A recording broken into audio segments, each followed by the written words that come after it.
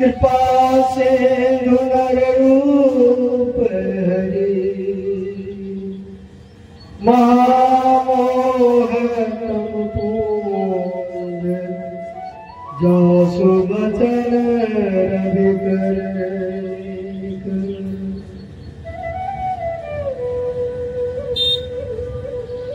अखंड मंडलाकारं व्याप्तं चराचरं तत्पदं दर्शितं तस्मै श्री गुरुवे नमः। धन्य धन्य सतगुरु महिमा कहीं न जाए, जो कुछ कहो तुम्हारे की तो मौत कछू न बचाए। परमाराध्य गुरु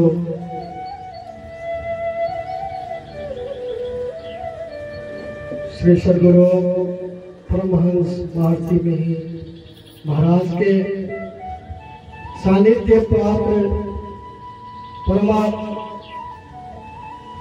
गुरुवर ओंकारानंद जी महाराज संग छात्र विवेकानंद जी महाराज आप सबों के चरण कमल में सादर निवेदन गुरु आदेश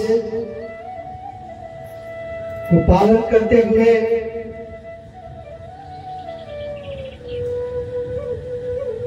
गुरु के निर्देशन मुताबिक गुरु भाई जय किशोर नेता ने नेपाली भाषा में सत्संग प्रवचन को दुई शब्द राख्न गइरहेको छु। मलाई पूर्ण आशा र विश्वास छ तपाई सबैलाई राम्रो लाग्नेछ। यो सब गुरुको कृपा हो। गुरु हामी सबैले यो एउटा शब्दलाई बुझिरहेको हुन्छौँ। त्यो के हो भन्दाखेरि गुरु गु माने अंधकार, रु माने प्रकाश। भन्नुको तात्पर्य अंधकारबाट प्रकाशतिर जानु नै गुरु हो। यो सब बिना गुरु को संभव छैन। हामी सबैले एउटा मात्रै पद बुझ्ने गरेका छौं। हाम्रो जीवनमा गुरु शब्द र गुरु को महिमा जसले बुझ्या छ त्यसैले थाहा पाउँछ। जसले मोह काट्छ त्यसैले मोह चाखेको बुझ्न सक्छ। मोह भनेको तपाई सबैले बुझिसक्नु भयो होला। जस्तो कि 70 खानेले मात्रै यो कुरो थाहा पाउँछ कि शक्कर मिठो छ, गुलियो छ। अरु कसैले त्यो कुरो थाहा पाउँदैन। त्यसकारणले हामी सबैले सत्संग जहाँ हुन्छ त्यो सत्संग प्रवचनमा आएर बस्न पर्छ। बसेर सत्को संग दिएर त्यहाँबाट त्यो लाभ लिन सक्ने हाम्रो दृढ विश्वास हुनु पर्दछ। हाम्रो यो सत्य सनातन मत हो। यो आज हामीले सिर्जना गरेको मत होइन। वर्षौं वर्ष यो मतको उत्पत्ति भएको। सनातन वैदिक कालदेखि नै यो सन्तमत कायम रहेको छ। हामीले यो कुरो बुझ्नुपर्छ। हामीले कहीँ अन्तबाट ल्याएर कुनै बनावटी वा आजको युगमा धेर सारे सन्तहरूले आफ्नो बनावटी कुरोहरू ल्याइराखेको हुन्छ। त्यस्तो कुरो यसमा सन्तमतमा छैन। सन्तमत विश्व प्रसिद्ध मत हो। यो हाम्रो उपनिषद, हाम्रै धर्मशास्त्र, वेद, पुराण, महाभारत, रामायण आदि आदि वेदबाट हाम्रो गुरु महाराजले प्रवचन दिनुहुन्छ। त्यो प्रवचनबाट तपाईँ हामी सबैले सार्थक लाभ लिन्छौँ। तर हाम्रो दुर्भाग्य हामीले यो कुरोलाई बुझ्न सकिरहेको छैन। गुरु शब्दले जीवनमा एउटा हामीले कसैको मतको विरोध गर्दैन।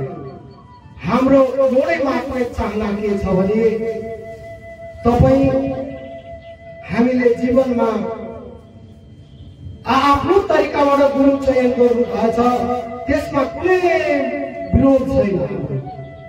तर एउटै मात्र निवेदन के छ भने गुरु जीवनमा हामीले एउटै मात्र राम नामको मन्त्र, शिव नामको मन्त्र, कृष्ण नामको मन्त्र र देवी प्रचण्डिनी शक्ति स्वरूपाको नाम लाएर, हनुमानजीको नाम लाएर, शिवजीको आराधना गरेर पुग्ने होइन। सबैले त्यो लिनु भएछ, राम्रो गर्नु भएछ। कसैले कसैलाई जीवनमा गुरु त बनाउनु भएछ। अब यो यस्तो विरोध छैन कि तपाईले राम मन्त्र लिनु भएछ अनि श्याम मन्त्रलाई काट्ने, श्याम मन्त्र लिनेले शिवको मन्त्रवालालाई काट्ने, त्यस्तो हाम्रो उद्देश्य छैन। हाम्रो उद्देश्य के छ भने भन्दाखेरि हाम्रो भित्र, हामी भित्र जुन प्रकारको भित्र ज्योति प्रकाश छ, त्यसलाई हामीले राम्रो तरिकाबाट कसरी के कुन माध्यमबाट ध्यान योग साधन गर्न सक्छौँ, त्यो कुरोलाई हामीले बुझिदिनु पर्ने हुन्छ। गुरु त हामीले, हाम्रो गुरुले हामीलाई सिकाए अनुसार जीवनमा जन्मकालदेखि गर्भमा बसेदेखि हाम्रो अन्तिम संस्कार भएसम्म हामीले गुरु सुन्दर सुन्दर गुरुहरूको मुखारबाट सुन्दर कुरो नसुन्ने, नबढाउने, यसमा दुविधा छैन। हामीले जान्ने हुन्छौँ, हामी गर्भबाट जब यहाँ यो संसारमा प्रादुर्भाव हुन्छौँ त्यति बेला हाम्रो त्यहाँ सर्वप्रथमको गुरु हुन्छ हाम्रो त्यो माता पिता नै हो। तर हामीले त्यो माता पितालाई नकार्छौँ, हामीले माता पितालाई आदर सम्मान गर्न सक्दैनौँ, धिक्कार छ हाम्रो जीवनलाई। हामी आफ्नो आमा बुवालाई जब मान मर्यादा र प्रतिष्ठा दिन सक्दैनौँ, यो जीवन कुनै कामलाई हुँदैन। त्यस्तै गुरु हुन्छ। तपाईलाई त्यो गतबाट बाहिर आएपछि त्यो जल कुबेमा जुन बाँधी राख्नु भएको हुन्छ, त्यसको अवस्थामा त्यो न्याय धाई जो हामीले हाम्रो भाषामा पहेली भन्छौँ, त्यसले आएर हाम्रो नाभि काट्छ। हाम्रो नाभि काटेर जुन हामीलाई त्यो बन्धनबाट मुक्त गर्छ, त्यो दोस्रो गुण हुन्छ। तत्पश्चात हामीले हाम्रै आमा बुवाले कुनै पण्डित ज्योतिषी ल्याएर हामीलाई हाम्रो नामाकरण गराउँछ। जे नामले नामाकरण गराउँछ हामीलाई, त्यही नामबाट चाहिँ संसारले हामीलाई पुकार्छ। जस्तो मलाई मेरै आमा बुवाले वा ज्योतिषीले जयकिशोर नाम भनेर राखेको छ, त्यही नाम लिएर हामीलाई पुकार्छ। त्यो तेस्रो गुण हुन्छ। अनि त्यसपछि हामी के हुन्छ भने हाम्रो आमाबुवाले हामीलाई कहिल्यै उमेरदेखि विद्यालयमा लगेर पहिलेको शिक्षामा ओदेखि सुरु हुन्थ्यो, तर अहिलेको शिक्षामा ABC भनेर पढाउँछ। त्यो त्यस चौथो गुरु आउँछ जसले चाहिँ हामीलाई त्यो सत्यको ज्ञान सिकाउँछ। अनि त्यसपछाड हामीले त्यो हाम्रो विद्यालयको गुरुले हामीले सिकाउँछ। अनि त्यसपछि हामी जान्छौँ यो राम श्याम मोह कृष्ण नाम लिएर हाम्रो चाहिँ के हुन्छ भने हामी त्यसको गुरु भन्छौँ नि, गुरु मन्त्र लिन्छौँ। त्यो हो हाम्रो पाँचौँ गुरु। अनि तत्पश्चात हुन्छ हाम्रो छठौँ गुरु। छठौँ गुरु जुन हुन्छ त्यो विभिन्न शब्दहरूको बारेमा शब्दको ज्ञान सिकाउँछ। अनि हाम्रो जीवनमा सातवां गुरु हुन्छ जुन हामीले अहिले सत्सङ्गबाट प्राप्त गरिरहेको हुन्छौँ। तर हाम्रो मनमा कतै पनि हामीले दुविधा नराखौँ कि हामीले रामको मन्त्र लिया छौँ, अब यो ध्यान गुरुको नामको मन्त्र लिनु पर्दैन भनेर त्यो हामी कतै पनि नसोचौँ। अलिकति पनि मनमा दुविधा नपाल्नु। त्यही हो सबै कुरो। गुरु अहिले हामीले जुन आज अहिले दीक्षा समारोह कार्यक्रम गरिराखेका छौँ, हामीले अहिले 10 साढे 10 बजेतिर हाम्रो जुन दाजुभाइ दिदीबहिनीहरूले दीक्षा लिन इच्छुक हुनुहुन्छ उहाँले हिजो नै हाम्रो मञ्चासीन विकास मन्त्री महाराजबाट चाहिँ तपाईहरूले सुन्नु भएको छ कि हामीले त्यसको लागि कुनै अप्ठ्यारो मान्नु पर्दैन।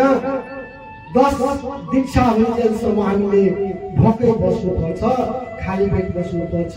तत्पश्चात हाम्रो गुरुबाट मन्त्र लिएर त्यो मन्त्रको साधनमा पनि कुनै ठुलो कुरोहरू छैन। एउटा फुलको माला छ, त्यो माला लिएर अनि तत्पश्चात हामीले फल फुल कुनै तपाईँले कर छैन। 50,000 5,000 10,000 यति रुपियाँ लाग्छ भन्ने कुरो पनि छैन।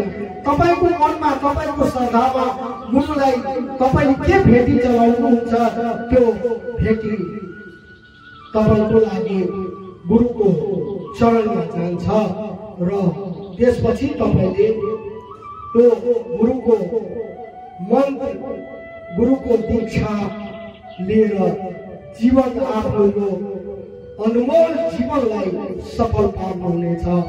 र गुरु आज्ञा अनुसार मैले बोलेको कुरोमा कुनै किसिमले त्रुटि भएको कुरोमा चाहिँ मैले क्षमा प्रार्थना गर्दै अब हुन्छ परमाराध्य कुवर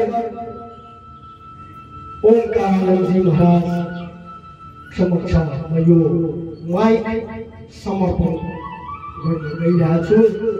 मेरोबाट भएको त्रुटिलाई म क्षमा माग्दै प्रेमले जोरदार साथ भन्नै पर्छ। श्रेष्ठ सद्गुरु